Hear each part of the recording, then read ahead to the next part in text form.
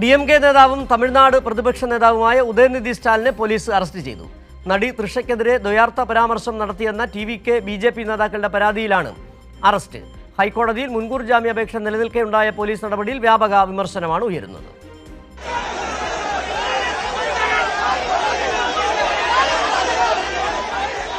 കഴിഞ്ഞ തിങ്കളാഴ്ചയാണ് കാവേരി നദീജലം തമിഴ്നാടിന് ലഭിക്കാത്തതിൽ പ്രതിഷേധിച്ച് DMK തഞ്ചാവൂരിൽ പ്രതിഷേധ മാർച്ച് നടത്തിയത്. അവിടെ പ്രസംഗിക്കുമ്പോഴായിരുന്നു ഉദയനിധി സ്റ്റാലിൻ വിവാദമായ പരാമർശം നടത്തിയത്.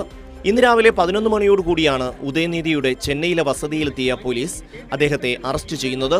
1 മണിക്കൂറോളം ഉദയനിധിയുടെ അഭിഭാഷകർ പോലീസിനോട് കാര്യങ്ങളുടെ നിയമവശങ്ങൾ ബോധ്യപ്പെടുത്തി.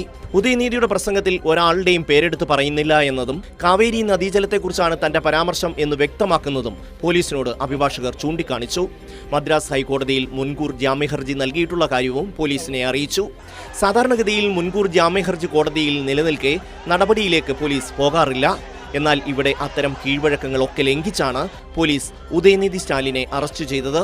ഉദയനിധി സ്റ്റാലിനെ അറസ്റ്റ് ചെയ്യണമെന്നാവശ്യപ്പെട്ട് TVK നേതാക്കളും BJP നേതാക്കളും പോലീസിൽ പരാതി നൽകിയിരുന്നു. ഉദയനിധിയെ അറസ്റ്റ് ചെയ്യണമെന്നാവശ്യപ്പെട്ട് TVKയേക്കാൾ ശക്തമായി രംഗത്ത് വന്നത് BJPയും സംഘപരിവാറുമായിരുന്നു. ഉദയനിധിയുടെ അറസ്റ്റിനെതിരെ DMK ശക്തമായ പ്രതിഷേധമാണ് തമിഴ്നാട്ടിലെങ്ങും ഉയർത്തുന്നത്. DMK നേതാവ് MK സ്റ്റാലിൻ ഉൾപ്പെടെയുള്ള നേതാക്കൾ പോലീസ് സ്റ്റേഷനിൽ എത്തിയിരുന്നു. News desk Kairali news.